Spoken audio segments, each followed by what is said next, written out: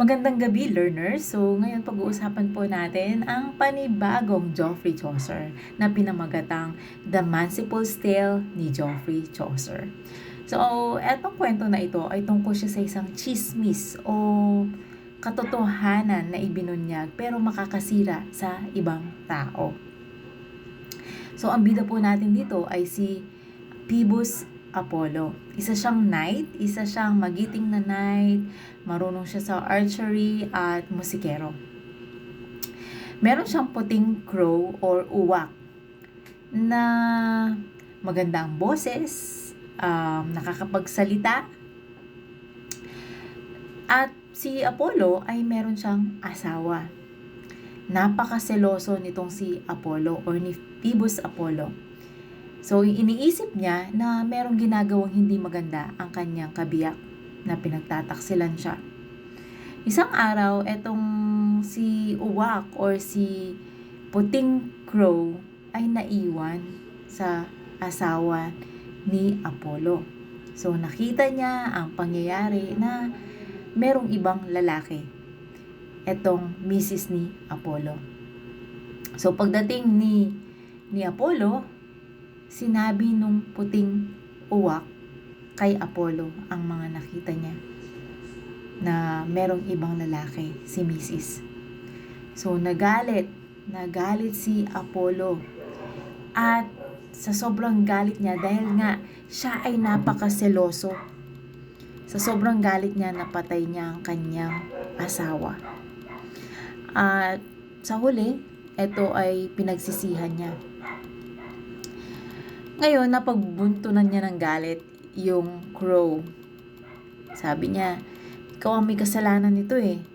So, ang pinarusahan niya yung crow, tinanggalan niya ng mga puting balahibo at ipinalit ang black na balahibo. Tinanggalan niya rin to para kumanta. Tapos, hindi na rin siya makapagsalita. Ang sinasabi niya lang ay, cow, cow, cow, cow. So, ang lesson po dito sa kwento na ito ng The Manciple's Tale ni Geoffrey Chaucer ay pigilan mo ang dila mo.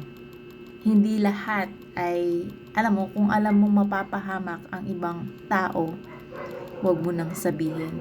Minsan, nagsasabi ka ng totoo, pero ito'y nakakasira sa ibang tao sa pagsasama ng dalawang mag-asawa, sa magkaibigan, kahit sino paman. Okay, kung alam mong hindi maganda ang sasabihin mo, huwag mo na lang sabihin. Okay? Tandaan po natin na minsan hindi natin mapigilan ang ating mga dila. Nakakapagsalita tayo ng hindi magaganda.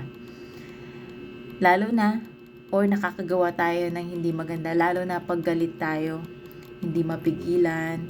Nakakapagsalita tayo ng mga words na dapat hindi natin sinasabi. Kasi pag nasabi mo na yan sa isang tao na mahal mo, definitely hindi yan agad makakalimutan. Or yung iba, hindi talaga makakalimutan. Inuungkat pa yan. May sinabi ka sa akin na ganito, ganyan, ganyan. Pinapalayas mo na ako. Tapos ngayon, yung alam mo, yung mga bagay na dapat paggalit ka, huwag mong sabihin. Kaya, kung meron kang sikreto na alam or meron kang narinig or ito man ay katotohanan, huwag mo nang sabihin sa iba na alam mong makakasira sa ibang tao. So, sana po may natutunan po tayo dito, especially mga Pilipino, pag nag-uumpukan yan, iisipin ng ibang tao, pinagchichismisan sila, meron silang pinag-uusapan, mga overthinker ba.